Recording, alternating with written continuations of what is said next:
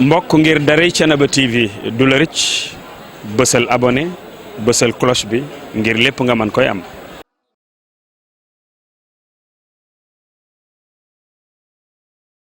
D'avoir pris le temps d'assister à cette cérémonie, on va dire, de présentation de l'ouvrage publié par le professeur Souleymane Dia et qui a pour titre La plume et le glaive. Donc c'est un ouvrage qui est publié par le professeur Souleymane Dia, enseignant-chercheur à l'École supérieure d'économie appliquée de Dakar. Je dois dire que j'ai été quelque peu pris au pied levé pour assurer la modération de l'activité, mais c'est vraiment un honneur pour moi et quand même, je le fais avec beaucoup de plaisir. Et je profite aussi pour saluer et remercier les professeurs Mor Ndao. Je pense qu'il était peut-être beaucoup plus indiqué. Mais comme c'est mon aîné, s'il me donne des... Comment on dit? S'il me donne un niggle, je suis obligé de l'exécuter. Donc, professeur, merci beaucoup. Professeur Mor Ndao, directeur de l'école doctorale Ethos, et aussi l'administrateur de la fondation UCAD. Donc, vraiment, nous sommes très, très heureux de vous accueillir. Maintenant, les temps de parole, les différents intervenants, peut-être je vais globalement les présenter. Donc, nous aurons dans un premier temps l'intervention du professeur Samba, directeur des presses universitaires de Dakar. Professeur, merci pour l'invitation. Ensuite, la parole sera donnée au préfacier, notamment Dr Daouda Diop, donc que j'ai taquiné tantôt en lui disant que peut-être un Diobène à qui on donne la parole à cette heure-ci, il risque d'avoir quelques petits soucis. Mais retenez qu'un autre Diobène est à côté, hein? Donc je pense qu'il peut vous soutenir le moment venu. Donc le troisième intervenant, nous aurons, on va dire, des témoignages, notamment de M. Ahmad Dia, mais aussi de Serigne Mam Amarisek. Et après ces deux interventions, ces témoignages, la parole sera donnée au représentant du Khalif, M. Mamoudou Sek, et nous allons terminer par la prise de parole de l'auteur, professeur Souleymane Dia. Donc sans tarder, je vais donner la parole au professeur Samba, directeur des presses universitaires de Dakar. Et vraiment, c'est l'occasion pour nous aussi de le féliciter pour l'excellent travail qu'il est en train de faire, les innovations, et je pense que fondamentalement, il participe à la vulgarisation de la recherche scientifique à l'UCAD. Donc vraiment, professeur, félicitations et merci beaucoup. Merci. Merci beaucoup pour découvrir ce que nous proposons comme offre. Les presses universitaires de Dakar, c'est un service rectoral de l'Université Cheikh Anta Diop de Dakar qui accompagne les enseignants-chercheurs, donc les collègues des chercheurs, à diffuser le plus largement possible les résultats de leurs travaux de recherche. C'est la raison pour laquelle quand mon collègue et doyen Souleymane Dia est venu nous présenter son premier, après lecture rapide de son texte, parce qu'il faut dire que nos éditeurs nous lisons beaucoup, tout de suite, j'ai estimé que c'est un texte qui avait beaucoup d'intérêt. Mais c'est le genre qui nous a été proposé qui me posait un petit problème. C'est la raison pour laquelle aussitôt, je lui ai dit qu'il nous fallait absolument un préfacier qui comprenne les enjeux pour nous présenter ce produit de façon à ce qu'il soit accepté par la communauté universitaire. Je ne sais pas si vous avez commencé à lire le document. Moi, personnellement, pour moi, ce fut un régal. Parce que, professeur, il faut le dire, j'ai beaucoup appris grâce à ce livre sur l'histoire de mon pays. Et ce que j'ai appris m'a rendu fier quelque part. Dans les cours d'histoire à l'école primaire, même jusqu'au baccalauréat, on raconte un peu l'histoire de notre pays, ce qui s'est passé pendant la colonisation, pendant la période même d'islamisation. Mais je dois dire que là, j'ai eu des informations vraiment très détaillées sur le rôle joué par nos anciens. Et il faut dire qu'il y a de quoi en être fier, parce que ce n'est pas, on va dire, de l'arabisation, mais c'est de l'islamisation. Et ça, j'en suis vraiment fier. Je ne voudrais pas être long. Je vais juste dire merci et bienvenue. Et avec votre permission, je laisserai aux autorités qui vont venir cette place-là. Voilà, merci d'avoir choisi les presses universitaires. Nous sommes là pour accompagner les collègues qui ont des projets aussi riches que le vôtre. Merci. Salam alaikum. Monsieur le directeur de la Fondation UCAD, Monsieur le représentant du Khalife général de Thiénaba, chers collègues de par vos titres et grades, chers étudiants, distingués invités, mesdames et messieurs, ce qu'il faudra comprendre de prime abord, c'est que c'est, mais pour moi, un insigne honneur de prendre part à la présente cérémonie de dédicace de l'ouvrage du professeur Souleymane Dia, ici au cœur de ce temple du savoir qu'est l'université Cheikh Anta Diop de Dakar, dont l'emblème, vous l'avez constaté en entrant, renseigne sur le latin lux et alex, la lumière et ma loi. Mieux encore, ma loi c'est d'être lumière. Ma loi en tant qu'intellectuel c'est d'illuminer ces acteurs qui sont dans l'obscurantisme. Mais ce qu'il faudra noter, c'est tout l'intérêt accordé par les presses universitaires de Dakar, mais à la recherche, à l'éducation scientifique, au savoir et surtout à l'innovation, substrat incontournable dans la conception des plans de redressement national. Je peux beaucoup témoigner sur le professeur Souleymane Dia, parce qu'on est un et indivisible, mais ce qu'il faut noter, c'est que c'est un géographe aguerri, un géohistorien talentueux et un écrivain qui est imposant de par ses figures de style romancées qui nous font surfer sur des événements complètement achevés dans le temps. Et ce qu'il arrive à faire, c'est qu'on se rend compte qu'il nous prouve, par le biais de son œuvre, que le savoir, c'est plus que le simple fait d'acquérir des connaissances, certaines et vraies.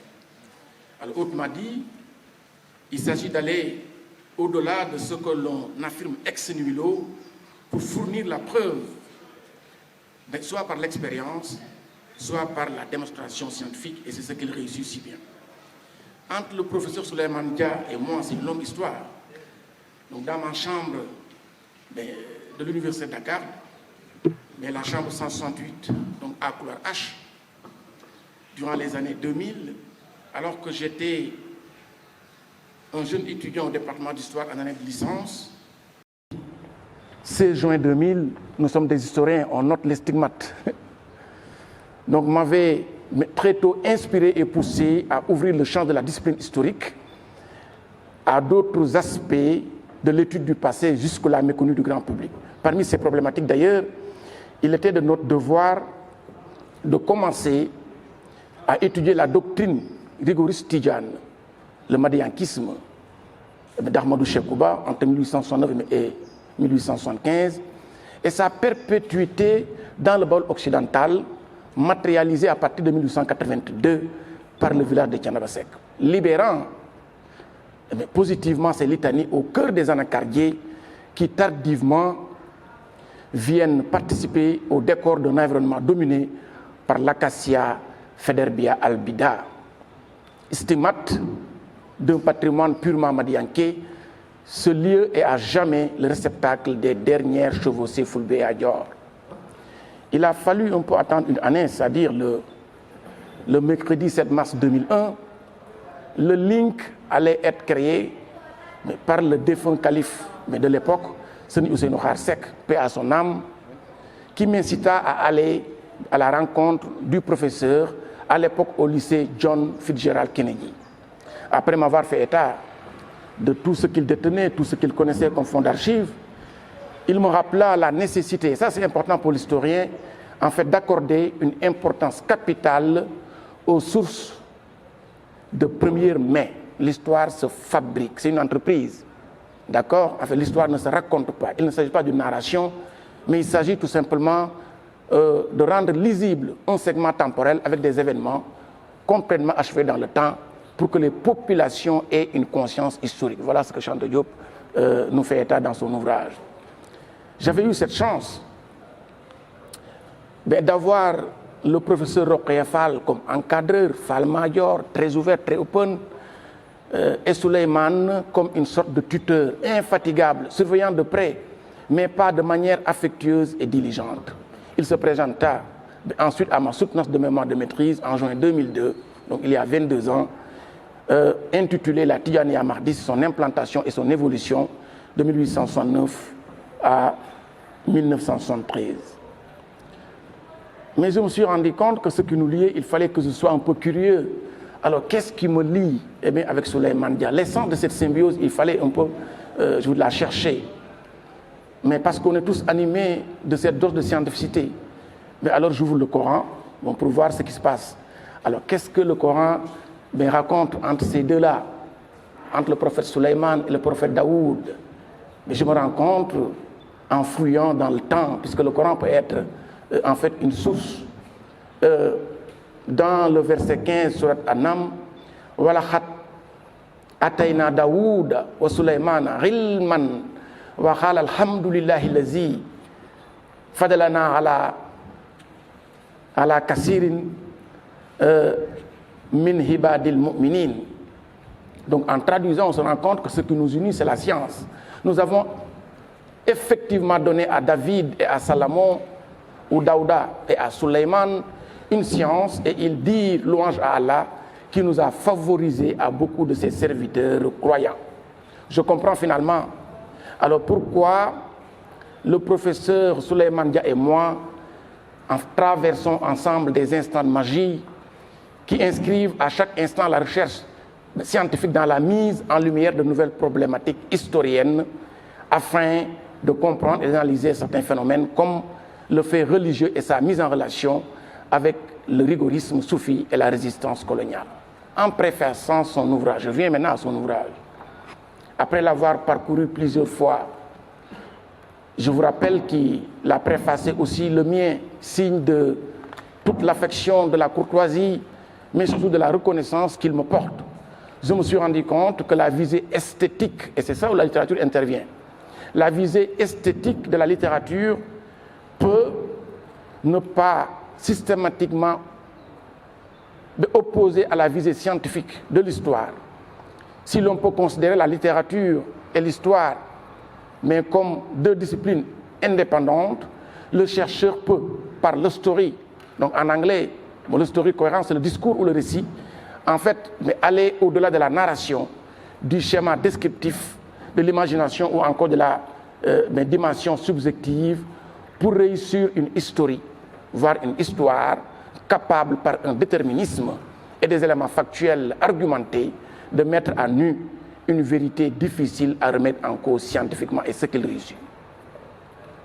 C'est ce que le professeur Souleymane Dia donc, a réussi dans la plume et le glaive. Alors comment il est parvenu à nous plonger dans cet environnement de la fabrique de l'histoire? Mais parce qu'il est géographe, environnementaliste, et spécialisé dans la géohistoire des risques et de la vulnérabilité, il parvient à retracer d'une manière méthodique la trajectoire du régime madianké qui finit par unir deux hommes, Ahmadou Chekouba, dépositaire de la mission de son père Mohamed Ameba, et Amadou Ngoné Lacsek, Kayorien ou Adjor, métissé, dont l'histoire nous rappelle toute la dynamique guerrière des réformistes Charbouba. Dans une posture contemplative, l'histoire des Madiankobé et particulièrement du marabout Adjor qu'il retrace nous fait en fait traverser les espaces, les événements et les périples jusqu'au méandre des changements climatiques. Il va nous parler des saisons nord, saison chasse, Choron, courte période qui ouvre vers l'hivernage Noët, Loli ou l'hiver. Mais conception en 12 chapitres, mais le chiffre 12 apparaît, on sent le mysticisme soufi. 12 comme les 12 lettres de La ilaha illallah, mais comme les 12 lettres dans Muhammad Rasulullah, 24 heures, on se rend compte que l'environnement en fait, a une perception de l'unicité dans ce Ikhlas. Et c'est important. Il parvient à rendre lisible ce segment temporel très riche qui renseigne sur la conception madianké et l'héritage spirituel d'Ahmadou Chekouba à la bataille de Samba Sadio, héritage porté par Amary Ngoné Ndak Seck Zakiyou, engagé dans le tourbillon de la résistance, comme il le dit, en mettant l'accent sur cette figure emblématique, la dialectique de la violence et de la résistance face au colonialisme et aux abus de certaines aristocraties guerrières. Il schématise toute la philosophie de la doctrine mahdiste.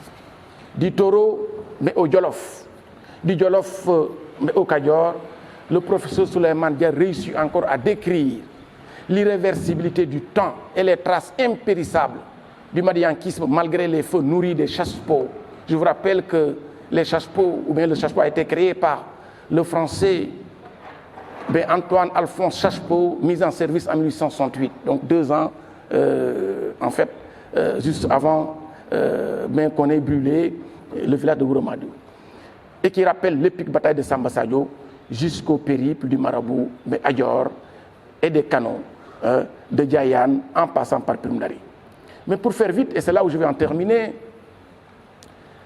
mais la perpétuité de la doctrine rigoriste à travers son ouvrage, l'engagement des différents califes d'Amary Ngoné Ndak Seck, nous berce ensuite dans cette atmosphère marquée par une abnégation inébranlable, consistant à garder jalousement cet héritage spirituel. Il arrive même, Souleymane, mais grâce au rôle des Dara, milieu d'éducation, tarbiya, d'élévation spirituelle, tarqiya, avec l'ultime but de se fondre dans les océans illimités de la connaissance, Mahrifa.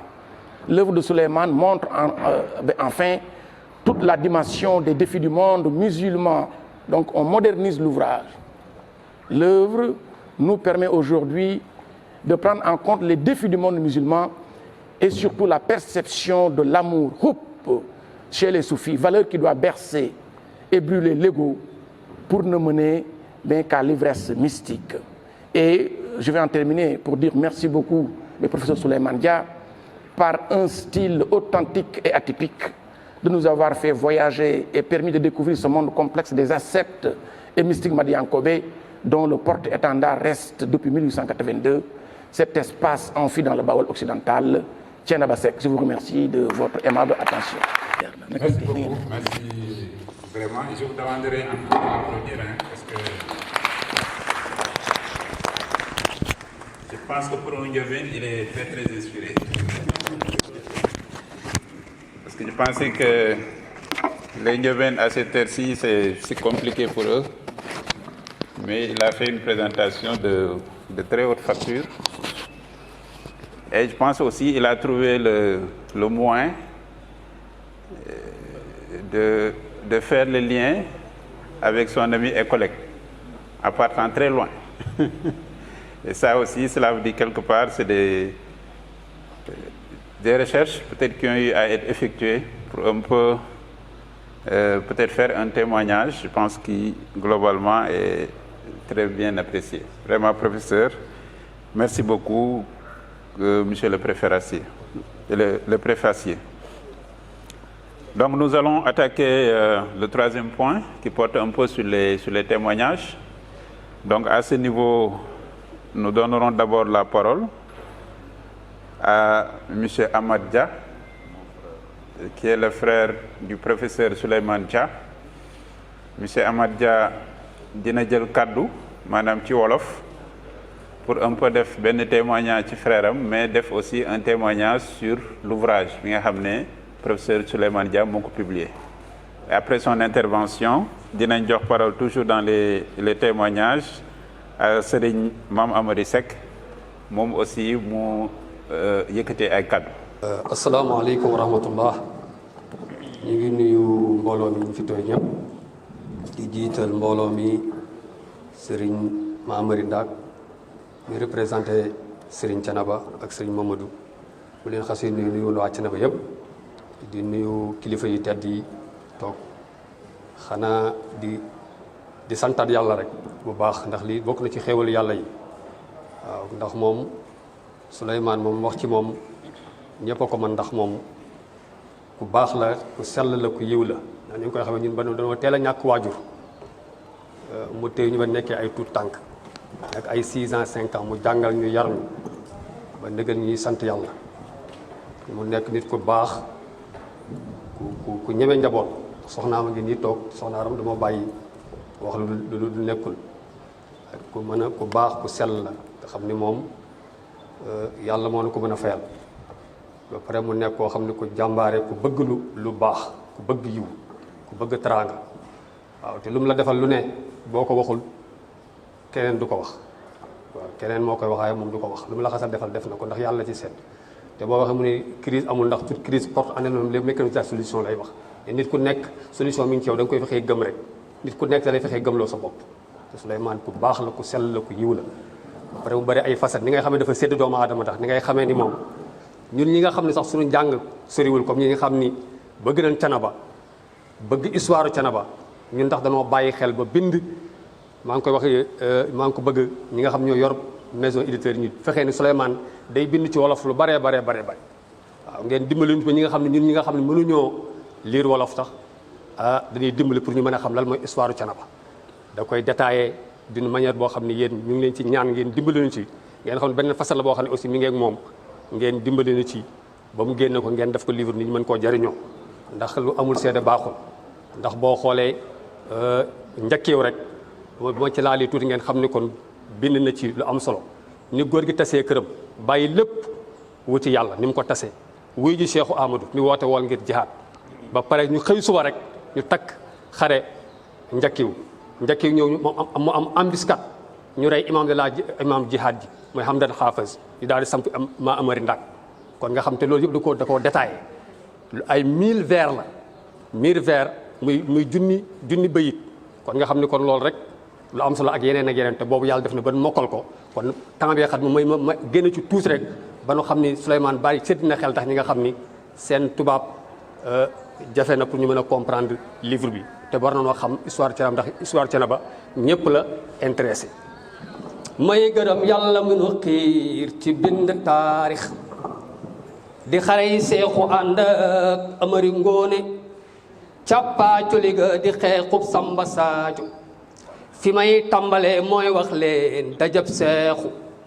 ak Amari Ngoone taalibeem ba la ko sabab moo di mbettum Wuramaadiyu seexu daan Jolof mook bara jàmbaar ja di waare kayeete ngir yaatal diine lam tooro Samba koo toog tubaab bi song Wuramaadiyu kër imaamul Maadiyu addu kalpe jurga ñoññantal jigéen ña salfaane téere ya sànni ca dex ga naan warool na noo xàmmee armeelu Maadiyu seen jëf yu ñaaw ya tabbi ci noppi seexu woo bara woo Hamdan Hafiz ñu fanaane bind ka siñal leetar xëy tasaare leen ci kàngamu yoon wi gawar ba jëm Kajoor yendoo daw fanaane ko romb gàdd weesu ndaaye dëgmal kër Amari Ngoone ndax yegg si naa Thiénaba gawar baa ngay laajte ahlan wa sahlan fii mooy kër Amari Ngoone mu jàng leetar ba seexu nuyoo saraal ko tooñ nga leeralal ko ñaaw téef ya makan moo di rek Amari Ngoone woo képp ku dim ndongo dajale njaboot gi seexu sama sëriñ yónnee na wooma dama war a gàddaay taxawu ji diine balaa jantu soo dinaa sori lool Thiénaba te it xawma kañ laa fi delsi ndax deeti naa fi delsi moo tax jigéen ñi maa ngi leen di ñaanal ngeen dellu kër ya ànd ak njaboot gi yéen ndongo yi diisoo leen ak waajur yi seeti yeneeni daara yàlla def na réew mi yaana makan yóbbul Moor Sekk kër Sëriñ Tawa taala góorgóorlul dénk naa la yàlla daawóor yaag ma jooja waaj leen ñu wuy di seexu kaalak Samba Sembe la wàcce muur kanam nga dellu ca naari gànnaar ya ñooñu ñoo di ay maamam dalli bot la sol keroog booleeg tuba yu espace gàddu fi dal guy melax tey joxañ asamaan si Amari Ngoone xaatim jéggi dëgmal naaru góoru mag ak ndaw ñëpp ni cel xol yey jooyoo naan yàlla aaral ñu ba dellu sil ñu Amari Ngoone Canaba wéet xëy ngeen tuutee fayendu soxna aram congaan jëmb ak Absatu aw yoonu jandeer tey ñaanal góor gi Aminata Mbuub dellu Ndar këri maamam ñii ñoo di waa kër Amari Ngoone mani daa mel ni góor gi soreetul seexu ay soldaara ko teeru ànd ak moom ca seexu déglul ma wax la ni Amari Ngoone nuyoo seexu dibi jala sànni naan kii taxula jóg tàggoog metal ga ñañ la di foy foy mu summi bor ya def tànki neen tey ji woor ma soldaar sa taw si naan tey ji de seexu am na gan waaw kii ku mu doon wala boog fu mu jóge moonu gën a xam mbaa moonu gën a gëm seexu Amari Ngoone jub seexu sukkuraam wuti seexu ñii di jooyoo ñii di sabbal soldaar sa waaw mu téye loxol seexu foon ko biir ak biti ëskay Ahmadu Ndaak déglul la seexu at yaa bari worma yaay borom taraanga waxuma la yow waaye say doom ba say sët dootuñu tàggoo worma ak taraanga soldaar sa tasaaroo seexu woo waa kër Maadi Amari Ngoone nuyoo saafoon teeg waa kër Maadi Ibra Penda bara jàmbaar ja Hamdan Haafaz Jibrilu Maadi ak Saada Maadi timis jot Hamdan jiiti jàng Faatiha woo yonen tollanti baaxee xeet wi li di taxawaayu borom kër ci biir njabootam ñu sëlmal ñaan wër mbalaanu wadifa sanga be di riir ngir màggal pour yàlla geejo Hamdan jiite jàng Faatiha woo yonen tollanti baaxeeti xeet wi njëkki aji sangu teg ci borom mantu niki fanaane julli jugal te woote guddi xaaj seexu weet ak Amari Ngoone ñu waxtaane xeex bi waxtaane baatin ñu xëy suba takk njakkiw di xare bu njëkk bu Amari Ngoone teewe ba mu yegg see ba si biir seexu takku di tooro di fekki lam tooro borom jëf ju ñaaw ja ma nga ànd ak Ibra Ba doomi ma ba imam ba pëli jolof du benn yaa dar Bramadiyu seenal Ibra benn jàmbaar jàggangooram nga di waa kokki waa dimat ak waa tariji gisal ñëwal seexu ñoo di xeetu solobe ñoo di mbokki ndeyam ñooy aar seexu ñetti junni ci ay soldaar ñoo dar keroog seexu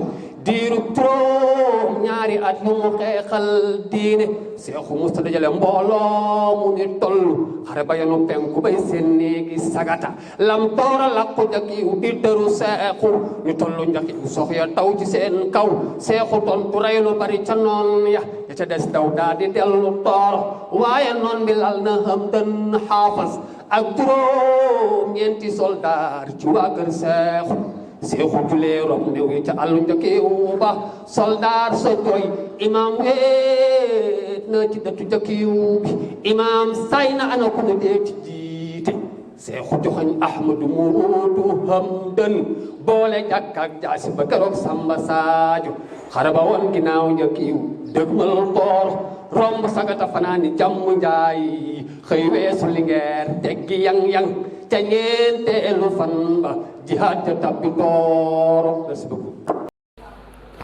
Donc sans tarder aussi nous allons donner la parole donc toujours dans les témoignages dinañ jox kàddu Serigne Mame Amary Seck de Thiénaba moom aussi mu rotal ci ay kàddu balaa ñuy jox kàddu gi le représentant du khalife Mamadou Seck. Bismillahi rahmani rahim.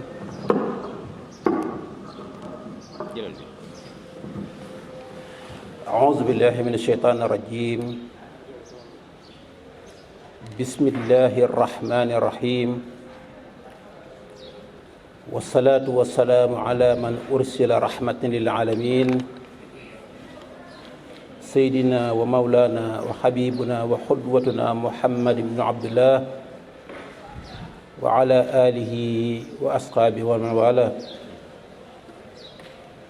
mbokk yi salaamaaleykum wa rahmatullahi taala wa barakaatu. ñoo ngi nuyu ñi fi daje ñëpp, ñii di wóllëre, ñii di ay soppe, ñii di ñuy bokkal bërëbu liggéeyukaay, ñii xam ne dañoo ñëw di bàkk seen maam dajale ci temple du savoir mu université de Dakar. ku ci nekk ñoo ngi lay nuyu ci sa tur ak sa sant. xanaa bëgg a def benn témoignage bu gàtt rek jëme ko ci suñu mbokk mi di xarit, di wóllëre, di mag, di serviteuru Cheikhou Thiénaba professeur Souleymane Dia. ñun de njabootu Cheikhou Thiénaba Mame Ahmadou Ndack Seck bu fekkoon dañuy joxe àllarba dañu wax ni professeur Souleymane Dia lañ ko war a jox àllarba. suñu xamee dexum bi jëm démb rek laa fa romb ay 7 heures taxaw naa fa lu yàgg maa ñi ma àndaloon di ñaanalaat mag ñi. dellu siwaat fii tey ñuy waxtaani waat mag ñi muy Seydi Mujahid Mame Ahmadou Ndack Seck ak ñam ko àndaloon. Souleymane Dia bokk ci ñi nga xamante nii dañoo figurant dañu nettali kër gi nàmpatalal ñu ci bañ koo gën koo xamaat. bëri na ci xale Thiénaba tey fii nii su demee ba nangoo gëstu histoire Seexu Thiénaba grâce à Souleymane Dia wala ba bokk na ci.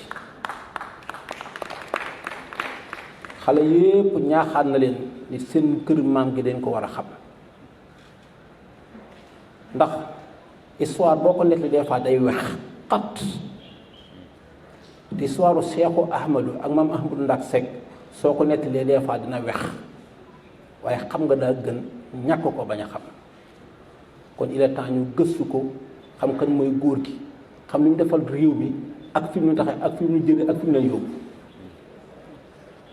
daaw di gis déglu naa ko léegi mu wax ci lu am solo li Soleil bokk na ci ñi nga xam ñoo ko gën a motiver pour mu gëstu ci kër gi. sëñ Mouhamed Seck mais kazalik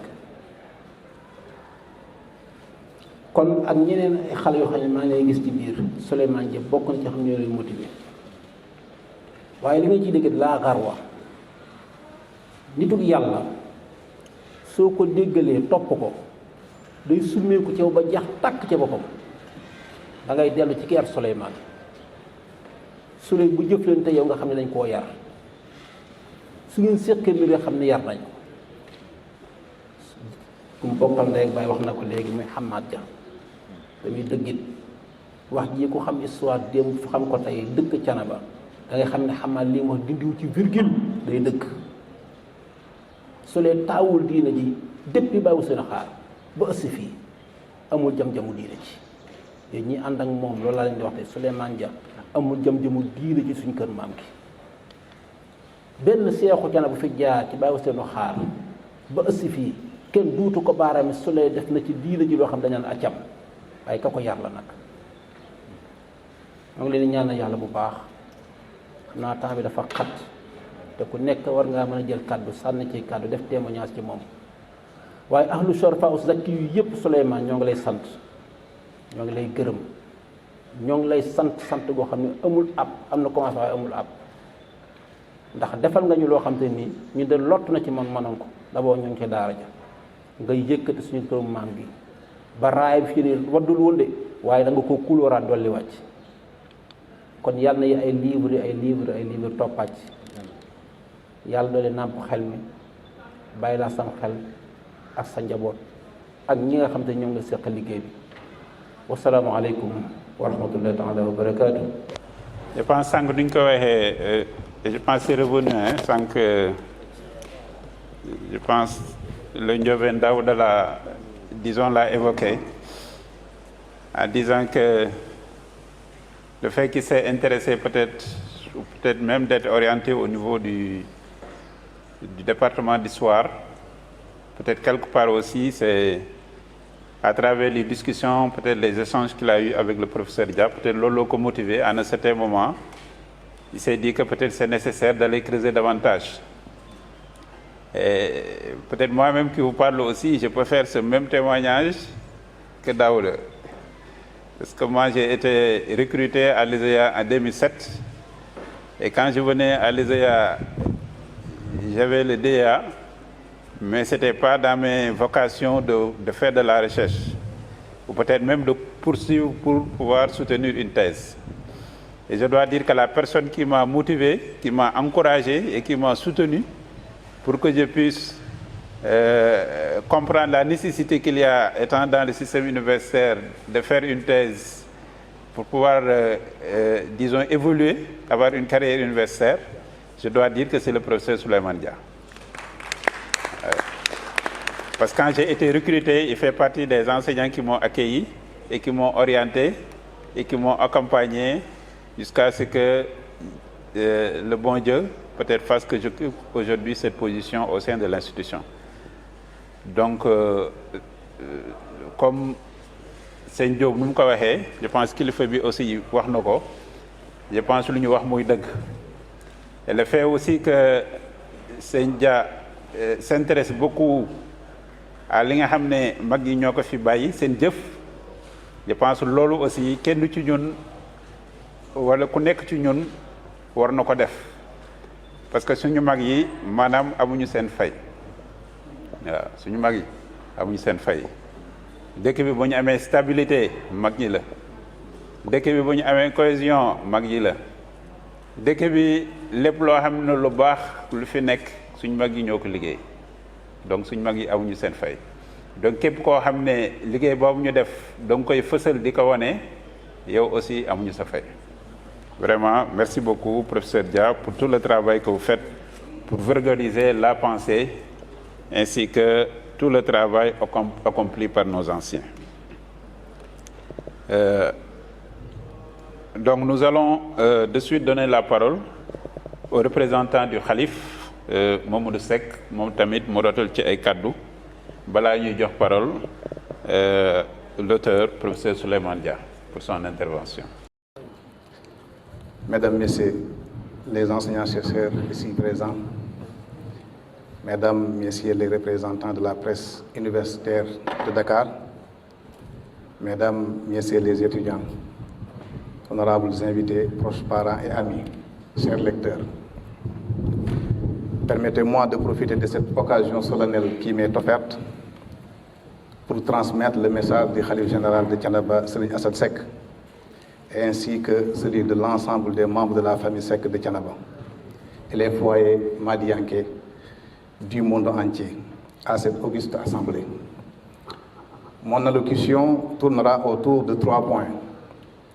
D'abord, transmettre les salutations, prières et encouragement du Khalife général de Thiénaba à son fils, talibé, compagnon de lutte, l'éminent professeur Serigne Souleymane Dia, ainsi qu'à l'ensemble de ceux ou celles qui ont honoré cette cérémonie de leur présence ou contribué moralement ou matériellement pour sa réussite. Le Khalife général, à travers ma modeste personne, vous salue et vous témoigne sa gratitude et formule ses prières pour qu'Allah le Tout-Puissant vous illumine votre chemin et guide vos pas à la réussite éternelle. Le deuxième point, c'est de prononcer quelques mots de témoignage sur la personne de l'auteur, professeur Souleymane Dia, l'auteur du livre La Plume et le Glaive. Le professeur Souleymane Dia est considéré, c'est la famille maraboutique de Thiénaba, comme plus qu'un fils biologique, car il incarne, de par sa droiture, son effacement, sa loyauté, sa discrétion, son détachement de la vie mondaine, son sens élevé de responsabilité. Il incarne les valeurs orthodoxes pour lesquelles Mame Amary Ndak a fondé son foyer religieux Thiénaba Seck. En effet, il occupe, depuis l'accession de Serigne Ousseynou Khar Seck au Khilafa en 1999 jusqu'à présent, le poste de secrétaire particulier du Khalife malgré la succession de plusieurs khalifes au khilafa. Depuis lors, c'est lui qui prononce le discours officiel de ce dernier lors de chaque cérémonie officielle de Maulid. Cela suffit pour illustrer comment il incarne les valeurs que nous avons citées un peu plus haut. Le professeur est considéré aussi par les chercheurs intéressés par l'histoire de l'école soufie de Thiénaba comme une personne incontournable dans ce domaine, car il est le premier à prendre sa plume et son courage pour retracer et vivifier l'histoire du madiankisme qui est peu ou mal connue par le grand public. Il a en effet publié sa première œuvre en 2001 et a contribué activement à travers ces différents articles précédemment cités par le présentateur Serigne Daouda Diop à la préservation et la sauvegarde de notre patrimoine historique commun.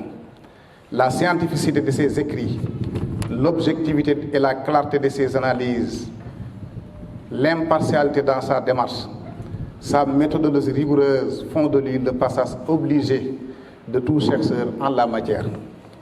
Nous prions Allah Tabaraka wa Ta'ala de lui accorder une vie remplie de bonheur, de succès et qu'il guide ses pas à la réussite éternelle. Le troisième et dernier point, mes chers frères et sœurs, est une contribution de notre part. En tenant le livre entre nos mains, on a presque le résumé de l'ouvrage. Sur la page de garde, on voit la photo de Mam Amari Ndak Seck et celle de Mam Cheikh Amadou Ba, ce qui veut dire qu'ils sont les deux personnages clés de cette œuvre. En lisant le titre du livre, La plume et le glaive, on constate effectivement que l'auteur veut bel et bien mettre en exergue mettre en exergue les différentes dimensions de ces deux érudits, ainsi que celles de leurs subordonnés, qui y sont cités. La dimension intellectuelle étant symbolisée par la plume et le courage par le glaive. Il est donc impossible, selon l'auteur, de lister les résistants armés ou pacifiques au Sénégal contre la conquête coloniale au Sénégal au cours du 19e siècle, sans pour autant citer ces deux éminents personnages. L'auteur nous renseigne la méthode dont le cheikh transmettait les connaissances de la charia et de la haqiqa à ses disciples. Je ne terminerai pas mon message sans pour autant, au nom du khalife et de la famille, encourager et remercier l'auteur de les efforts consentis pour ce travail de recherche, souhaiter bonne lecture à toutes et à tous et encourager, féliciter les organisateurs de cet événement grandiose. Merci pour votre aimable attention. ma tënk tuuti rek ci wolof maa ngi jégalu juste benn contribution boo xam ne xëy na dina méngoo bërëb bi moo tax ñu waxee ko ci làkku mbindum càmmoñ waaye koo xam ne dañ koo formé ci làkku yaaram di arab nga bëgg a wax ci université Anta Diop ci làkku mbindum càmmoñ te mooy français loolu leen ci gis rek xam leen ni loolu moo ko waral mais da di professeur Souleymane Dia ni ma ko waxee fii léegi nii ci témoignage yi ku ñëw Thiénaba te xam ko di nga xam ni Thiénaba jàpp liñ ko jàppee ëpp na sax doom buñ jural seen bopp ndax doom di nga ko jural sa bopp te du mel soo melu moom nag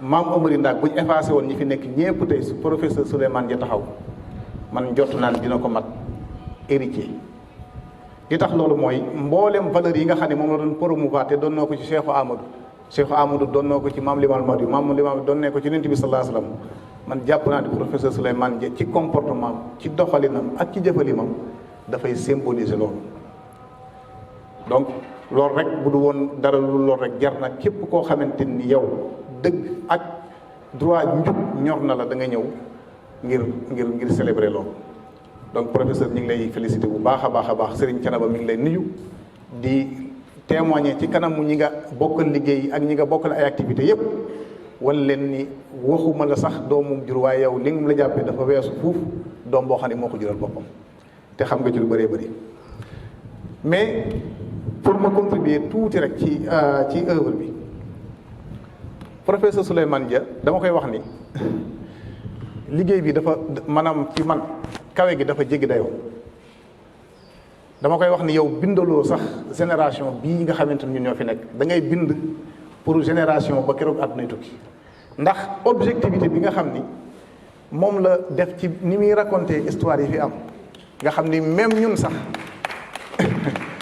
ci suñu biir am na ci yoo xam ne bu doon ñun la mën nañ ko tëb mais moom day jël sa responsabilité relater ko comme ni mu amee nga xam ni lu jamono yàgg-yàgg ku ko lire di nga xam ni kii trahirul li nga xamante ni moom la doon raconté te mooy histoire donc loolu jar nañu remercier ko ci. dama wax léegi ni man ci sama connaissance moom laa njëkk a xam ku yëkkati ca ba ku mu tëddee xalima bind ci li ñuy tuddee Madiankis maam ndonoog maam Limaamu Mahdi yu jaare ko ci maam Mani daal moom laa njëkk a gis donc mën naa wax ni ginnaaw moom képp ku ñëwaat moom jàppal ni làmp lay nekk ci yow ci loolu te kenn mënatu la gëstu ci histoire bi te doo référé wu ci professeur Souleymane Dia donc professeur Souleymane Dia wax dëgg yàlla gi lay sant bu baax di la gërëm mi ngi wane aussi méthode bi mu doon joxe xam-xam ba ku ci nekk la la motiver ak li nga xam ne moo jaadu ci yow da nga ko am te doo ta du tee ka nga xam ne la leen la ko indi ak niveau bu mën a am jël li ci des donc professeur daal bëgguma gën a téye kàddu gi ñu ngi lay ñaanal suñu borom gën a guddal sa fan gën a yokk la xel mu gën a rafet ba œuvre yi nga xamante ni tàmbali nga ko nga àggale ko ñun ñëpp ñu fekk ko bi jaay na bi naa Muhammad di profité du nuyu professeur Serigne Imam Omar Seck suñu mag suñu xarit teewal Serigne Thiénaba fii ci Dakar ak mbooleem ñi imam di imam ca jàkka ja ak ñi nga xam ne magam yi mu àndal yëpp di jégalu baax lépp lu ci juunu maa ngi koy jégalu su ma soñoon bu ma waxee dina mat dina jub hada wa sallallahu wa sallam ala nabina Muhammad wa salaamu aleykum wa rahmatullahi wa barakatuh. Personnellement, je préfère dire Serigne Dia parce que je sais. Et le constat que nous faisons aussi, je pense que ça a été dit, mais nous qui sommes avec lui presque tous les jours, parce que nous travaillons ensemble, le constat quand même, c'est que c'est un homme très très effacé. Et le constat, c'est que les gens qui s'effacent, généralement aussi, sont très très élevés du point de vue de la spiritualité. Parce qu'on sait que le plus important, ce n'est pas ce qui est apparent, mais ce qui est caché. Et comme nous l'avons dit tantôt, le professeur Dia, c'est quelqu'un qui nous inspire. Parce que c'est quelqu'un qui est généreux. Et la générosité, on peut considérer qu'il faut être un homme de foi pour être généreux. Parce qu'on sait que ce qu'on donne, il arrivera un jour où on aura 10 000 fois plus que ce qu'on donne. Mais ça, il faut être un homme de foi pour pouvoir comprendre cela. Ouais. Et vraiment, c'est quelqu'un d'inspirant. Et ça, si je le dis aussi, je pense que les étudiants devraient aussi apprendre de lui. Et peut-être je vais donner, disons, un exemple. Le professeur Dia est peut-être assez proche de la retraite, mais cela ne l'a pas empêché de faire une seconde thèse. Peut-être d'autres auraient dit que, du point de vue peut-être de la carrière, etc., ça ne va pas m'apporter grand-chose, mais s'il décide de poursuivre ses travaux de recherche jusqu'à soutenir encore une deuxième thèse, je pense que tout cela montre la générosité qu'il y a. C'est quelqu'un qui aime partager. Et les écrivains, c'est des gens généreux. Parce qu'écrire, c'est donner. Parce que le savoir qu'on met pour produire un ouvrage, on n'est jamais, même si c'est un investissement peut-être pécuniaire, il va de soi que ce qu'on donne, c'est plus que ce qu'on reçoit. Et là, il faut vraiment être généreux pour le faire. Vraiment, chers collègues, Souleymane Dia, Serigne Dia, comme je l'ai dit, vraiment, merci beaucoup pour votre générosité, merci beaucoup pour l'appui constant, merci beaucoup pour le travail important que vous faites au niveau de l'ESEA, l'École supérieure d'économie africaine. Vraiment, c'est quelqu'un qui participe beaucoup à la stabilité de notre institution, à travers ses conseils, ses orientations, mais surtout à travers son comportement. Voilà. Parce qu'il va de soi que quand il y a du bruit, généralement à l'école, et ça ne manque pas, généralement on fait appel à lui. Et quand il décide d'intervenir, les choses se calment. Et je pense que ça, c'est un don peut-être qu'il a. Et vraiment, nous, au niveau de l'ESEA, on apprécie beaucoup. Vraiment, machallah.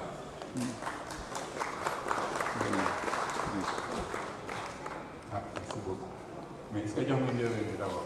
Je suis à côté de nous aussi. Hein. Je suis bien entouré. Donc, sans plus tarder, je vais donner la parole à l'auteur, professeur Souleymane Dia, enseignant-chercheur à l'ESEA, pour qu'il puisse dire son mot. Avant peut-être d'ouvrir et de laisser peut-être la possibilité au public de pouvoir aussi interagir avec les auteurs. Donc, professeur Dia, je vous laisse la parole. أعوذ بالله من الشيطان الرجيم الحمد لله وحده والصلاة والسلام على النبي الكريم السلام عليكم ورحمة الله تعالى وبركاته di nuyu ñi nga xam ni bi ñu wootee tey ñoo bàyyi seen itte ñëw fekk si ñu wéttali ñu wax ji du bari ndax ñi fi jël kàddu yépp li ma waroon a wax ci téere bi wax nañ ko muy professeur Daouda muy sëñ Mamadou muy sëñ Amaat mi wolofal ba daanaka du jar may dellusi ci aspect yooyu sama kàddu daal fi mu jëm mooy ci ay remerciement fi may tàmbalee remerciement yi nag mooy sama mbokki Thiénaba te ki ci jiitu mooy xalif général Serigne Assane Seck ay ñaanam ci téere bi mësula tàggoo ak ñun ni ñu tàmbalee ba fii ñu yegg si tey moo tax ci turam ñuy jaar ci moom di remercier mbooleem njabootu maam Ahmadou Ndack Seck te ñi leen fi teewal tey di suñu xarit maam Amary Seck di ko jaajëfal ci kàddu yu rafet yi mu wax ak suñu doom Mamadou Seck Modou Rokhaya moom it ci témoignage yu rafet yi mu yëkkati jëme ko ci ñun ak ci jàngat bu xereñ bi nga xam ni jàngat na ko téere bi ci biir remerciement yooyu nag lay diigal koo xam ni suñu xarit la suñu wóllëre waaye liggéey bii da cee jàpp ba ñu tàmbalee te ba tey jii may wax ak yéen génnewu ci loxoom muy El Hadji Demba Sarr maa ngi koy jaajëfal jàpp na ci programme bi nam ci war a jàppe yal na yàlla sàmm ko may wéyal remerciement yi jëme ko nag ci sama famille bu ma nee famille nag famille bu yaatu la mooy soxna mooy doom mooy rakk bu góor ak bu jigéen waaye moo di ay goro ñooñu ma lim ñépp ñu ngi fi teew musuñoo deñ ci di ma jàppale yal na yàlla jàppale leen ñoom it ni ñu ma jàppale am na nag koo xam ni mënuma koo remercier ndax nekkatu fi ba ñu koy remercier di sama mag di sama xarit Saliou Dia yal na yàlla sotti ko ay leer fa mu tëdd lu ma ko naroon a remercier dama koy soppi ay ñaan ndax bu dul woon moom mën naa am duma fréquenter li ñuy wax université ak amphithéâtre Saliou Dia yal na yàlla teeroo ko àjjana may joyal ba tey samay remerciement ci sama ñaareelu famille te mooy école supérieure d'économie appliquée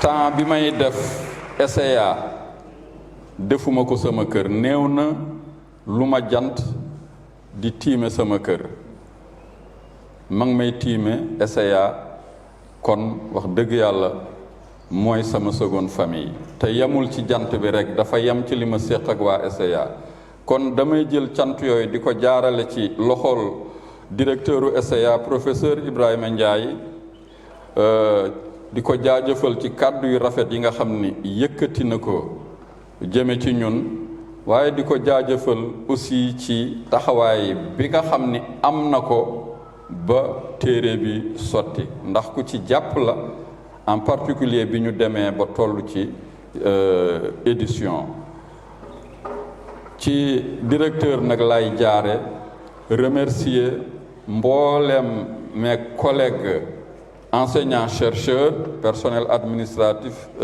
personnel enseignant et de recherche ñoom ñépp a ngi fi kenn manqué wul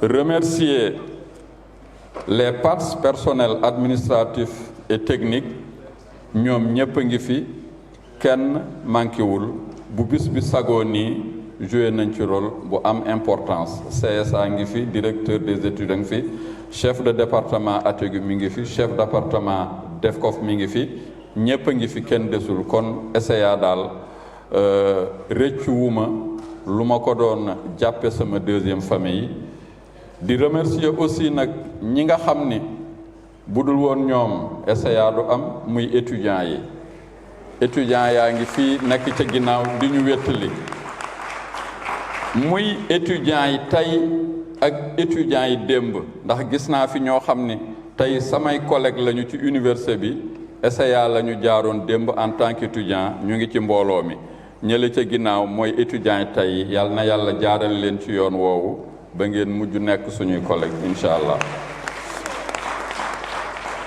maa ngi remercier koo xam ni dafa jouer rôle bu am importance ci sama carrière en tant qu'universitaire muy professeur Mor Ndaw am na foo xam ni bi ma fa tolloo ci sama carrière universitaire biroom lañ daan tëju ndax ku la jiitu ci aw yoon xam ca loo xamul mu may won foo xam ni fa laa war a jaar pour yegg ca maqaama ma doon yóotu loolu ñu bari xamuñu ko mais professeur Ndaw merci pour m'avoir accompagné dans ma carrière universitaire ci cadre boobu laay dugal keneen koo xam ni dafa jouer un rôle de premier plan aussi dans ma carrière universitaire teg ca nag jàppale ma bu baax ci téere bi il s'agit de l'ancien recteur par intérim madame Aminata Niadiène yal na yàlla sàmm ko yal na yàlla sotti ko ay xéewal remerciement yi mi ngi joy jëm ci presse universitaire de Dakar à travers son directeur le professeur Moussa Samba presse universitaire de Dakar maa ngi leen di jaajëfal ngir seen professionnalisme maa ngi leen di jaajëfal ngir seen ouverture mais di leen jaajëfal et c'est assez spécial pour être souligné intérêt bi nga xam ni directeur wax na ko sànq da ngeen koo am ci li nekk ci biir téere bi mënoon ngeen a mool rek teg ci taabal ji mais yéen xam ngeen li nekk ci biir téere bi loolu itte la maa ngi leen ci jaajëfal maa ngi jaajëfal une catégorie particulière de personnes ñoo xam ni dañoo bokk toolu xare te xare ba mooy gëstu ak siiwal lañu gëstu ki ci jëkk mooy docteur Daouda Diop le préfacier enseignant-chercheur au département d'histoire maa ngi koy remercier di ko féliciter ci présentation bu xóot bu leer bi nga xam def na ko mais dama koy remercier aussi et surtout ci yar bi ko yàlla dénk ak li ko yàlla baaxe mu mën a sàmm li ñuy wax alliance vertueuse te mooy kóllëre wax na ko léegi nitu yàlla moo ñu boole kóllëre di bàyyi Seynu Xaar yàlla na yàlla yokk leeram moom nag Daawuda fu mu toll mi ngi bàyyi xel loola di sàmm kóllëre googa nam ko war a sàmm Daawuda yàlla na yàlla jàppale la maa ngi joyal nuyoo boobu ci beneen doomu Thiénaba boo xam ne ñoo bokk liggéey boobu di docteur Alpha Cissé enseignant chercheur au département arabe fii ci université Cheikh Anta Diop bokk na ci ñi jëkk a bind téere jëmale ko ci l'école Soufi de Thiénaba remerciement yooyu nag nga xam ne dama ko jagleel ñi ma bokkal toolu gëstu bi jëm ci Thiénaba maa ngi koy yaatal ba ci étudiants yi nga xam ni ñoo bàyyi koo Thiénaba sama gis fi ñu bari mel ni Amadou Seck ñu wétali ñu ak ñeneen maa ngi leen di remercier waaye surtout maa ngi leen di encourager ñu yokk seeni effort ngir ëllëg ñu mën a yaatal équipe bii ma lim te ñu yem ci ñett te ëllëg ñu mën a jël drapeau bi bu ñu demee ba nga xam ni ñun mag ñi leen jiitu wàcc nañu ci waar wi. maa ngi yaakaar ni fàttewuma kenn walla ku ma fàtte na ma jéggal waaye daal fi may jeexale remerciement yi mooy jëme ko ci sama mbokk ak sama xarit yi nga xam ni ñoo féetewoo presse bi te gis ngeen mobilisation bi ñu def pour ñëw mën koo tasaare ci ñi nga xam ni mënuñoo fekke événement bi. maa ngi remercier waa Thiénaba TV Moussa Ndiamé Gueye ak son directeur Alpha Sarr. maa ngi remercier Thiénaba 24 sama jarbaat Talla Diagne. maa ngi remercier Shams TV Mar. maa ngi remercier Label TV. maa ngi remercier TFM Baro ngi ni taxaw. remerciement yooyu nag dama koy jàllale ba ci ñi nga xam ne ñooy communicateur kër gi ak ñi yor protocole bi. Souleymane Gueye ngi ni bi muy ñëw dafa fekk daanaka ñu tàmbali waaye lu mel nii moom naka jekk moo ñu koy organiser la kon daal maa ngi remercier ñëpp di gërëm ñëpp di ñaan yàlla sàmm ñëpp sotti ñëpp ay xéewal aar leen aar seen njaboot. téere bi daanaka duma ci wax la plume et le glaive. Généralement, le roman est basé sur une fiction. Mais dans le cas d'espèce, ainsi que l'a souligné le préfacier, il s'agit de restituer l'histoire factuelle du madiankisme et le processus de son enracinement en pays wolof. Le choix du roman est dicté par le souci de vulgariser une science historique sérieuse, c'est-à-dire sortir de la démarche académique pure qui, pour importante qu'elle soit, rebute le grand public qui ne va jamais jusqu'au bout quand il s'agit de naviguer entre références savantes et notes de bas de page. En fait, dans la plume et le glaive, la dimension romanesque se limite à deux procédés, d'ailleurs souvent intriqués, les dialogues et la place donnée aux éléments de la nature, le préfacier l'a évoqué. Ils sont avant tout des procédés techniques dont l'objet est d'injecter, comme diraient les géographes, de la discontinuité dans la narration, qui autrement tomberait dans une linéarité et une monotonie possiblement ennuyeuse. Mais dialogues et monologues sont aussi et surtout des outils d'analyse destinés à explorer l'univers mental des acteurs clés que sont Cheikh Amadou et Mame Amary Ndak. Au fond, même si cela n'est pas manifeste, le roman est structuré par la nature des dialogues. Dans les 7 premiers chapitres consacrés aux années d'enfer, c'est-à-dire à la guerre et aux champs de bataille, une place éminente est donnée aux éléments de la nature. Le lecteur ne découvre pas en spectateur distant l'histoire de Cheikh Amadou et celle d'Amary Ndak. Ainsi que l'a écrit et répété tout à l'heure le préfacier, il chevauche inlassablement avec eux à travers les marécages du Taureau, les dunes du Kadior et la savane du Bawol. La vie tumultueuse des combattants est rythmée par les fugues et apparitions du soleil omniprésent. C'est un déluge de lumière qui inonde les jours et constelle les nuits. Plus qu'un cadre, les éléments de la nature sont des acteurs. Et dans ce contexte particulier, ce sont eux, les éléments de la nature, qui prennent la parole. Je donne un exemple, celui de l'arbre témoin qui chante l'histoire du Kadior. J'étais là à Danki, champ d'honneur et bêtoir, où naquit et périt une grande histoire. Mboul, Souguer, Ngigis et tant d'autres, de l'histoire Adior, nous sommes les apôtres. À Tchowan, l'anti-pénultième bataille de la campagne, se déroule un dialogue à 3 mixte entre Cheikh Amadou et les éléments de la nature. Debout sur l'étrier de sa jument, glaive à la main, Cheikh Amadou s'adressa d'abord au monde et à l'histoire dans un monologue inspiré de grande teneur dans lequel il affirme et revendique son appartenance au cercle des glaives de Dieu avant de proclamer le triomphe de sa cause. Partout où Satan prohibait le nom de Dieu et montait au firmament et dans l'univers l'écho redondant de sa gloire infinie. Puis, interpellant la mer et la plage de Diender, dont parlait tout à l'heure Mme Amari, où s'est joué cet acte, il leur demande de témoigner en tant qu'élément de la nature de l'accomplissement et du triomphe de la cause madianké. Mer de Diender et 3 plages du même nom, vous êtes les témoins d'un temps de passage. Toi dont la fanfare chante les vertus divines, change donc de tempo l'espace d'un moment pour ce jour témoigner d'un monde qui s'achève. La mer a répondu, depuis 1000 ans et sans doute davantage, mes flots écumants percutent le rivage et ainsi célèbrent les vertus du Seigneur. Ils tamisent les sables et rincent les cailloux, mais jamais avant n'ont personne purifié. La plage a ensuite répondu, je chante en silence les vertus du Seigneur.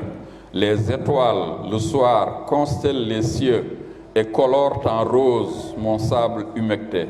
Pour la première fois de ma vie millénaire, je porte les traces de front prosterné. Dans les 5 derniers chapitres, le périple à la recherche du sambam de la Renaissance, l'installation et la reconstruction se font dans une ambiance plus apaisée. Ici, les dialogues et les monologues sont des espaces-temps d'enseignement et de diffusion de la sagesse. C'est le cas des échanges entre Mme Amary Ndak et Serigne Ndiayane. C'est aussi le cas de Mme Amary Ndak à travers les ultimes conseils donnés à ses enfants. Mounilen, si un jour vous êtes appelés à exercer un ministère sur vos semblables, sachez que c'est par la volonté de Dieu qu'il en est ainsi, et non par votre naissance, vos richesses et votre érudition. Ce sera pour vous un rempart contre l'arrogance. Inch'Allah, ont répondu ces enfants, nous avons entendu et nous exécuterons. La parole est aussi prise dans cette deuxième partie par des hommes d'exception en transition vers l'au-delà, comme s'il s'agissait de clore à la fois le roman et l'épopée de la vie. Ces héros agonisants, tels des oracles, donnent en toute lucidité leur dernier conseil aux vivants, puis dépeignent en délirant des visions la mort et l'au-delà. Tel est le cas de Madiké, fils cadet de Mme Amary Ndak, atteint de la peste et en transition vers l'au-delà. Il chante une élégie du désespoir de laquelle transpire sa double crainte de la solitude et de l'oubli. Mouni, le bois est cendre, le feu ne danse plus, la nuit est bien noire et le silence glacial. Bien triste est la mort quand on meurt esselé. C'est aussi le cas de Serigne Ibrahima, petit-fils et khalife de Mme Amary Ndak. Ayant en toute lucidité dicté ses volontés dernières, il sombre dans la contemplation d'un spectacle sublime évoqué à travers des effluves d'outre-tombe. Mouni, si ce n'était le tombeau fumant à mes pieds, si ce n'était la foule absente qui m'entend, je dirais que je rêve tel un somnambule. Non, je ne rêve pas, je ne dors pas debout. Je sens l'au-delà, je vois l'invisible. Je ne puis dire ce que je vois, ce que je sens. Mes yeux s'alourdissent, mon regard se voile, mon souffle s'évanouit, mon âme s'évapore. Je ne sens plus rien, mais le néant m'envahit. Comment voir dans la nuit, comment voir étant ébloui. Comment d'ailleurs voir de ce monde n'étant plus. Ce sont les derniers mots de Serigne Ibrahima Borom Yaram. Ce sont les derniers mots du poème. Ce sont aussi les derniers mots de la plume et le glaive. Alors qu'ils soient aussi les derniers mots de cette présentation. Merci pour votre aimable attention. Beaucoup d'aspects. Je pense que fondamentalement, ça devrait vous pousser à acheter et à lire le livre. et à lire l'ouvrage. Je pense que c'est, comme ça a été dit tantôt, on apprend beaucoup. Parce qu'il va de soi que, je pense comme on le disait tantôt, c'est ce qui nous ont devancé, peut-être, ont presque tout fait. Peut-être construit un bâtiment, ils ont mis l'eau, l'électricité, etc. Et fondamentalement, nous venons pour nous en, disons, pour en profiter. Cela veut dire que l'essentiel a été déjà fait et que nous sommes peut-être plus dans une posture de profiteurs. Donc merci, chers collègues Diab, pour nous avoir restitué tout cela. Et tantôt, je pense que aussi bien les enseignants-chercheurs que les étudiants devraient pouvoir peut-être s'en inspirer. Et je pense que c'est un appel aussi du collègue professeur Dia pour un peu élargir le cercle et que ça puisse inspirer peut-être d'autres jeunes pour s'intéresser à ces questions d'intérêt national. Donc merci vraiment. Peut-être avant d'attaquer l'autre versant, on va dire, de la rencontre, qui sera peut-être l'occasion de laisser la possibilité aux participants ou bien au public d'interagir un peu avec l'auteur. Donc on souhaiterait observer une pause de quelques minutes, le temps d'aller peut-être prier et de revenir. Je ne sais pas si cela vous agrée. Ok, donc on observe une pause de 15 minutes. Donc on reprend en 5 minutes. Hein? Ah, je sais que les Ndiobènes, les prières, c'est il faut 15 minutes. Hein? Donc on va dire 10 minutes. Donc on se reprend dans 10 minutes, Inch'Allah. Merci beaucoup. Et à... Hein?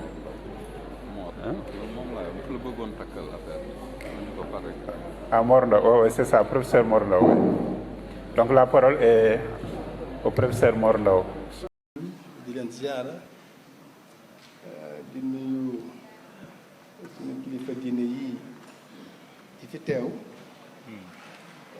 nuyoo bi ñu teg ko ci le représentant du xalif Thiénaba mu jottali ko toute la population de Thiénaba.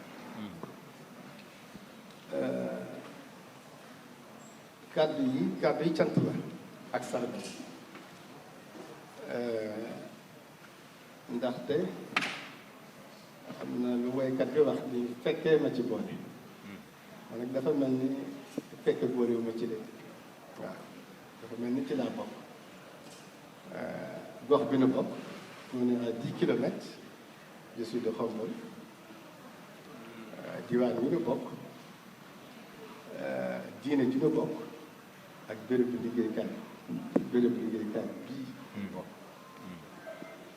ak ba am fa sama soppe boo xam ni chaque 4 heures du matin mu yónnee ma alxuraan su ma jullee daal di koy def muy Ibrahima Seck Talla Xaar waaw sama xarit sama wóolari sama soppe sama wasif kon dafa mel ni ci laa bokk di féliciter professeur Samba pour liggéey bi mu dëgmal di ko def di transformer de manière qualitative les presses universitaires de Dakar di féliciter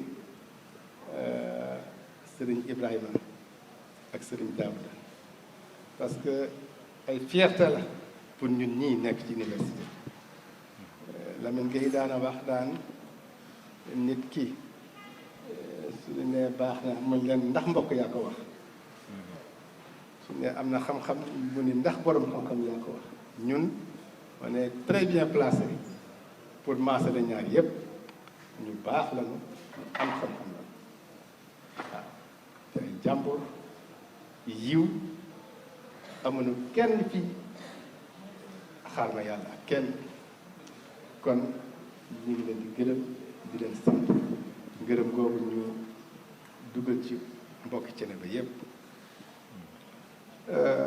Ibrahima nag yàlla da ko dëxañ ci ay qualité yoo xam ne c'est exceptionnel parce que Souleymane Ibrahima Talla Xaar a tax Ibrahima Seck Talla Xaar Souleymane yàlla daf ko pétrir de qualité exceptionnelle. ñu ko dal ku yiw ku am xam-xam aussi man maa ngi ko découvrir le colloque bi ñu doon def sur Maba Diakhou mu bind benn texte bu danse sur le Madianké ñu jox ma instruire ko bu ma ko instruire changé ma ci dara ñu ne ma baa yow kii xanaa na ko man ko non xaw ma à l'époque jamonoy dox may gëstu ci mbiru Maba Diakhou dem Gunjur Serekunda sur les traces de Sayel Mati ba am benn dëkk boo xam ne mu ngi ci ginnaaw defe naa Samba Tukulóor Ka le village de Samba Tukulóor Ka ma dem ci les descendants de Maba Diakhou ñu ni ma am na koo xam ne Ibrahima Maram ñun ma bokkoon na ci la bataille de Samba Sadio man ko ah bon ma ñëw reliraat son waay dem ci moom pour confirmation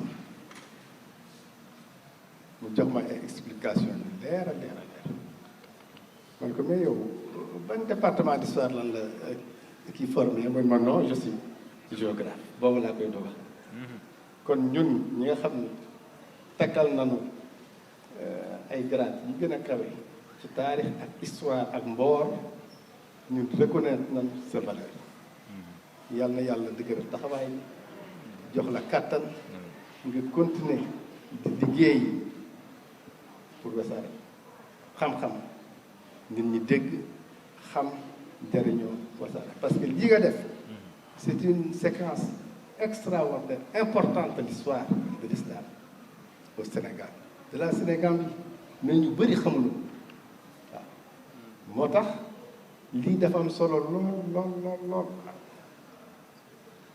xam ne nit ñi jëriñoo ci te loolu suñu mission la suñu mission ñun ñi nekk enseignant chercheur dañuy jàngale di gëstu di former mais di servir à la communauté li nga def c'est un service à la communauté nit ñëpp xam na nga teg ko ci science parce que ce que vous avez fait c'est une démarche historique un roman historique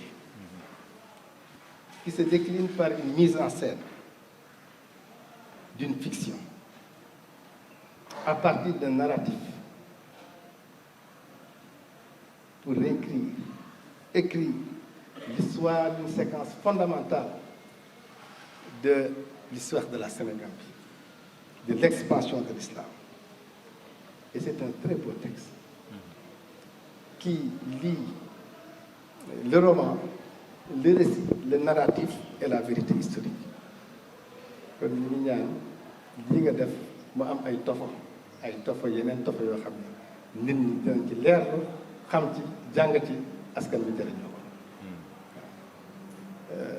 fi may clôturer Samba Sadio mbir mi des na waaw mbir mi des na leeral nañu ko waaye nag la restitution du patrimoine historique nga xam ni mi ngi jóge ca bataille de Samba Sadio tey mu nekk vers Dunkerque kooku nanu xeex loolu ñëwaat kooku ñoo ko moom waaw ñoo ko moom ça n'appartient pas à Faidherbe ça n'appartient pas à l'État français donc dañuy xeexal pour restituer le patrimoine historique les œuvres d'art lii amoon Samba Sadio moo ko gën a am importance foofu nanu def ay commission def un plaidoyer pour restituer tout le matériel issu de Samba Sadio inchallah su ko defee Thiénaba mën naa am un musée boo xam ne mooy représenté mooy mandargaal Samba Sadio asalaamaaleykum wa rahmatulah jërëjëf sant yàlla bu baax julli ci yonent bi di rafetlu jotaay bi di nuyu d'abord xam naa ni dañuy comme à travers le milieu universitaire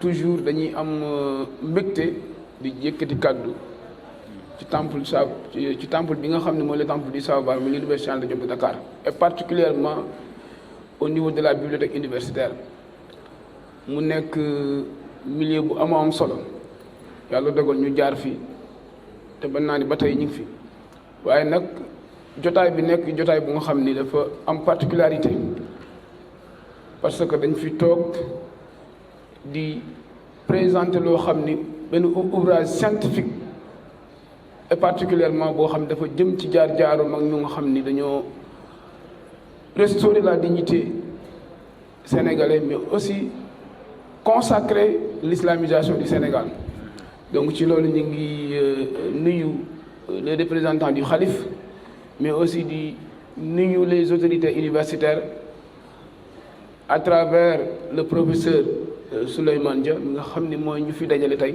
mais aussi à travers suñu doyen suñu frère le professeur Daouda Diop ak tamit particulièrement di nuyu Serigne Mame Amary Seck et aussi Serigne Mouhamadou Seck mi nga xam ne moo fi teewal la xalif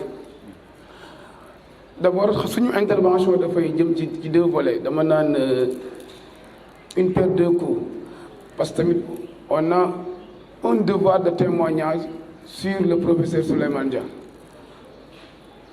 À ma qualité, je peux dire actuellement, du président de la convergence scolaire universitaire de Thiénaba, muy pàcc bi nga xam ni c'est le volet culturel de l'organisation de la structure estudiantine de Thiénaba. yàlla dogal ñu am ay jamono liggéey ak le professeur Souleymane Dia à travers nos activités d'exposition yi nga xam dañ koy amal durant les deux jours du Mawlud de Thiénaba beneen bi ci topp mu nekk une particularité déjà professeur Daouda mi ngi koy wax que ni di ko boole ak professeur Souleymane Dia et celui qui l'a incité à devenir et à aimer les sciences de l'histoire ñun yàlla dogal na am na suñu professeurs yoo xam ne ba tey mënuñu jàpp ni on a été des juristes de formation parce que à travers le professeur Souleymane Dia durant les jours du Mawlud depuis nos premiers pas au niveau des collèges on a toujours aimé la matière de l'histoire grâce au professeur Souleymane Dia et encore plus à travers nos activités d'exposition à travers nos activités d'exposition durant les Mawlud, on a su découvrir ce qu'on appelle la générosité intellectuelle. Professeur Souleymane Dia mën nañ ko définir la générosité intellectuelle au sens plénier de l'expression. Mais aussi, ce qui est très rare, c'est un homme d'une humilité sans commune. Et loolu dafa am solo ci borom xam-xam. Donc professeur ñun ñi nga xam ne ñoo féete Thiénaba et mën naa wax ci kàddu yëpp mën naa wax ci volet yëpp beneen bi ci topp mooy la coordination des élèves étudiants de la commune de Thiénaba ñu ngi fi toog c'est les étudiants de Thiénaba mais aussi beneen partie bi nga xam ne c'est le volet culturel de Thiénaba ñoom ñëpp ñu ngi lay jaajëfal di la remercier aussi tamit di wax ni les étudiants de l'ESEA mën nañu wax mais ñun dañoo am ñaari volet ci yow dañoo am volet universitaire ci yow mais aussi am volet boo xam ne c'est le volet spirituel nga nekk une fierté pour la communauté religieuse de Thiénaba une fierté aussi pour la communauté universitaire parce qu'en parcourant cet ouvrage da ngay rendre compte que vous allez rendre compte de cette scientificité bi nga xam ne moo accompagner cet ouvrage kon donc professeur ñu ngi lay remercier aussi tamit di la ñaanal j'avais une question j'ai deux questions à poser en parcourant l'ouvrage et de cette authenticité et surtout de la scientificité de l'intervention de l'auteur. À travers le paragraphe intitulé Samba Sadio à Pire. Professeur, j'avais une question à travers ce paragraphe intitulé Samba Sadio à Pire. Il est à un moment donné, en parcourant l'ouvrage, il s'est arrivé que Mame Amary Ndak, après Samba Sadio, tout ce long périple après le djihad, à un moment donné, est-ce qu'il a rencontré, ou bien est-ce qu'à un moment donné, est-ce qu'il a été une fois ébahi ou bien attristé par la disparition mystérieuse de Cheikh Amadou Ba à la bataille de Samba Sadio? C'est la première question. La deuxième question, c'est à travers le paragraphe intitulé « Le dernier galop du marabout toucouleur » à la page 93. À un moment donné, vous avez cité le jeune marabout du nom de Cheikh Amadou Bamba d'alors. Et c'est l'auteur qui dit. Et de manière, en parcourant ce paragraphe, on s'est confronté de manière très subite. Il y a une clash entre celui qu'on pensait être son guide scientifique ou bien son disciple du nom du Kadi, Khadim Al-Diakhaté Kala. Il s'est conçu qu'à travers ce paragraphe, il y a une clash entre le Kadi et le marabout, c'est-à-dire pour dire le fondateur du mouridisme, pour dire Cheikh Amadou Bamba. Il y avait, qu'est-ce qui expliquait ce clash entre lui et son guide scientifique, Khadim Al-Diakhaté Kala, si on peut appeler ainsi. Donc c'était nos interventions, sachant que aussi,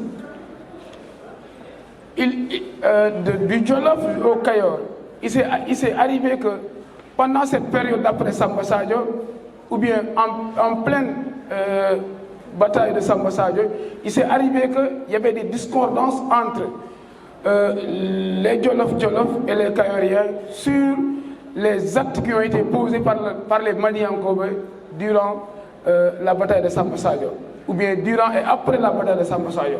Voilà nos questions, je vous remercie. Mérite bi ci moom la dellu ndax comme ni mu ko waxee man géographe la bu may bind ci histoire il faut ñoom ñu valider ko pour mu mën a jàll te saa bu ma leen soumettre lu mel noonu département histoire valider ko donc man mii maa leen amal njukkeel mes collègues du département d'histoire. Merci aussi à Amadou, mais avant Amadou sax li professeur Mor mujj wax muy la restitution du patrimoine historique issu de Samba Sadio lu am solo la tout le temps maa ngi ciy échanger ak Daouda effectivement dafa laaj une mobilisation boo xam ni bu ñu sentiree derrière un intérêt considérable pour ces objets defe naa ni avec un peu de chance yéenay professeur Mor dina mën a sotti te mooy patrimoine boobu dellu si Sénégal bépp doomu Sénégal bu ko soxla fekk ko fa mu nekk ci musée yi mu bañ a doonati propriété Faidherbe ou bien musée de Dunkerque. Amadou, merci pour ce témoignage généreux. On a souvent travaillé ensemble pour les scripts des exposés yi ngeen di def ci jamonoy Gammo ak ci programme Maam Amary Seck. C'est l'occasion de dire que Maam Amary mi dafa am programme bu mag a mag samedi bi ñu jëm le 26 fële ca Malika Plage képp ku ko yàlla man loo daal ñoo ngi la ciy woo ndax programme bu am solo la dafa bokk ci programme institutionnel u confrérie Thiénaba désormais. Question bi nga posé sur la relation ni ma ko comprendre mooy la relation entre Cheikh Amadou Ba Maam Amary Ndack et Sëñ Touba. Relation boobu fi mu tege mooy xam-xam Sëñ Touba dafa bëggoon xam-xam fu mu dégg borom xam-xam dina ko seete en plein jihad Sëñ Touba booba waxambaane la dafa dajale bagage yu bari lii may nettali Baye Ousseynou Xaar moo ma ko wax te ba ñu demee Coowaan chef de village Coowaan confirmé na ko boor yooya la ko fekkoon nee na Sëñ Touba dafa mas a dajale bagage yu bari ànd ak mbooloo mu yem ñëw seet Cheikhu Ahmadou ñu wéet ñoom ñaar ca xayma ba ña àndoon ak moom dugguñ ci xayma ba Sëñ Touba ak Cheikhu Ahmadou ñoo nekk lu yàgg ca xayma ba yàgg ñu génn Cheikhu Ahmadou gunge ko ba mu sori mu taxaw di ko xool muy dem am ay benn soldaar yu ñëw taxaw ci wetam di ko xool ba daanaka gisatu ko.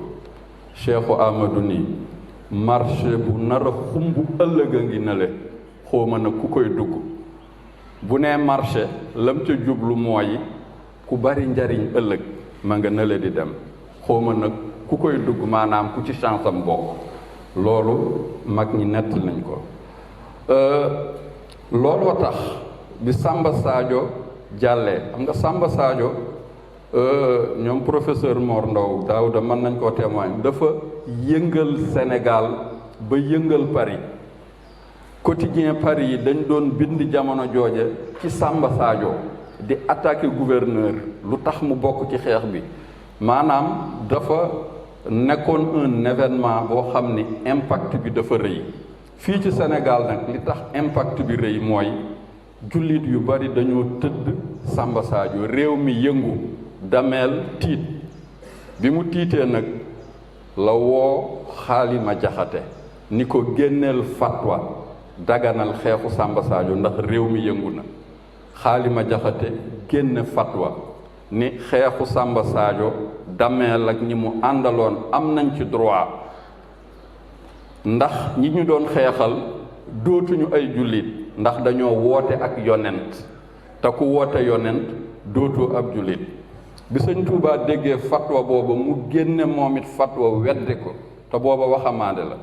jamono dox tuuti am fu mu daje ak Xaalima Jaxate ni ko Moodu Mbàkke booba noonu lañ koy wooyee dangaa génne fatwa weddi sama bas lu ko waral. Sëñ Tuubaa tontu ko lañu waxante nag dialogue boobu moom la sëriñ Mamadou Lamine Diop Dagana indi ci téereem boobu mu tudde Irwaawu Nadim. Xaalima Jaxate ni ko Lat Joor dameel ca booba jamono am na dëgg ndax ki mu doon xeexal dafa woote ak yonent. Sëñ Tuubaa ni ko kan moo seede wax jooju. Xaalima Jaxate ni ko waa Samba Sadio ñoo ko seede. mu ni ko waa Samba Sadio matuñu ci ay seede ndax dañoo xëy gis fas yu jóge penku ak fas yu jóge sawu avant jant di soog gisatuñu fas yooya kon xamuñu ci dara matuñu ci seede. wax ma leneen. Xaalima Jaxate ni ko waa Kajoor it seede nañ ko. mu ni ko waa Kajoor ñi kon def ab noon ba jël ay ngànnaay di xeex ak moom matuñu ko seede ndax noonam lañ. wax ma leneen. Xaali Gàkk ni ko Moodu Mbàkke dangay sunu doom ñu jur la jàngal la waaye dafa mel ni yegg nga fu nu yeggul. loolu mooy ci li ñu mën a nettali ci biti loo xam ni dox na diggante Sëñ Tuubaa en tant que jeune et marabout prometteur ak Cheikhu Amadou Ba mi sëriñu Maam Amari Ndaak. defe naa loolu moo doonoon question principale bi ci des ay forme de contribution la kon directeur ñu delloo la kàddu gi. Merci beaucoup, chers collègues. Merci pour les éléments de réponse que vous avez apportés aux questions posées. Je pense que tout cela devrait éveiller chez vous une très grande curiosité d'acheter et de lire l'ouvrage. Je pense que c'est important. Et je pense que le professeur Mondaw l'a dit tantôt. C'est un ouvrage qui restitue un fait historique que tous les Sénégalais fondamentalement devraient connaître. Parce que l'histoire, c'est quelque part ce qui nous permet de mieux présager ou de mieux, on va dire, oui, présager le futur. Parce qu'il va de soi que si nous n'avons pas une bonne connaissance des faits historiques, il est des fois compliqué ou difficile de se projeter. Donc d'où l'intérêt d'avoir toujours à côté de soi un historien. Et je pense que le professeur Dia l'a bien compris, bien qu'il soit un géographe, il se rapproche très souvent des historiens pour comprendre les faits historiques et pouvoir mieux saisir le présent et fondamentalement se projeter. Donc, vraiment, merci beaucoup pour ces différentes interventions. Merci beaucoup aussi pour les éléments de réponse apportés par le professeur Dia.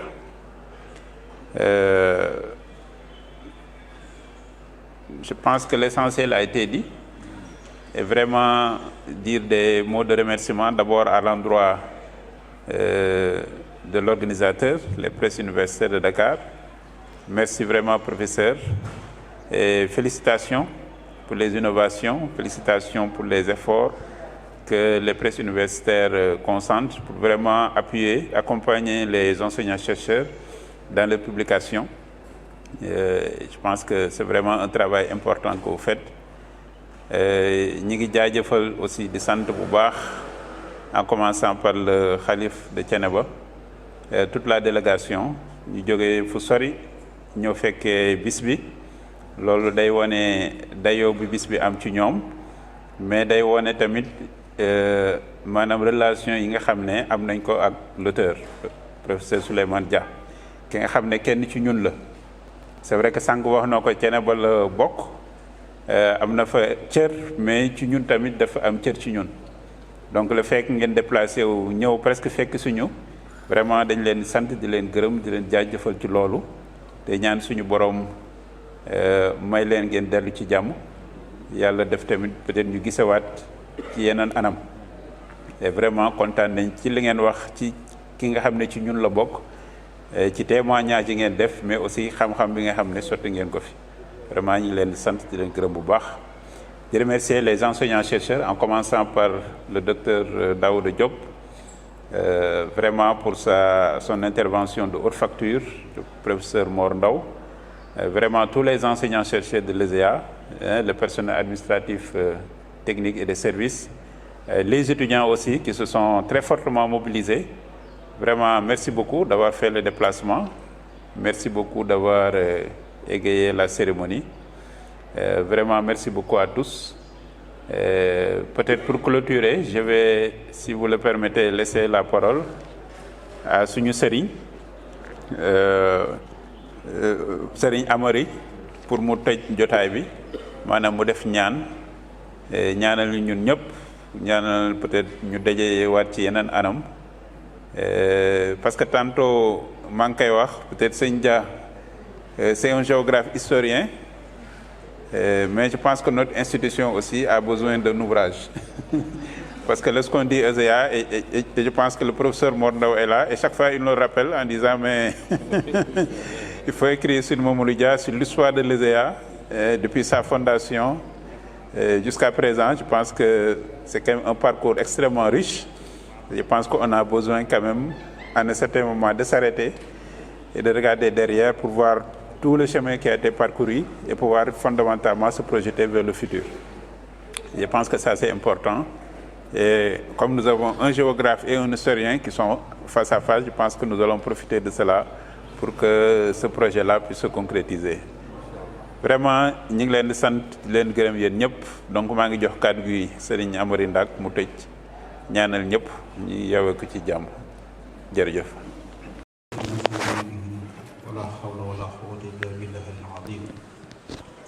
بسم الله الرحمن الرحيم الحمد لله رب العالمين الرحمن الرحيم مالك يوم الدين إياك نعبد وإياك نستعين اهدنا الصراط المستقيم صراط الذين أنعمت عليهم غير المغضوب عليهم ولا الضالين لخلق السماوات والأرض أكبر من خلق الناس ولكن أكثر الناس لا يعلمون اللهم صل على سيدنا محمد الفاتح لما أغلق والقاتم لما سبق الناصر الحق بالحق الناصر الحق بالحق الناصر الحق بالحق والهادي إلى صراطك المستقيم وعلى آله حق قدره ومقداره العظيم إن الله وملائكته يصلون على النبي يا أيها الذين آمنوا صلوا عليه وسلموا تسليما صلى الله تعالى عليه وعلى آله وصحبه وسلم تسليما سبحان ربك رب العزة عما يصفون وسلام على المرسلين والحمد لله رب العالمين.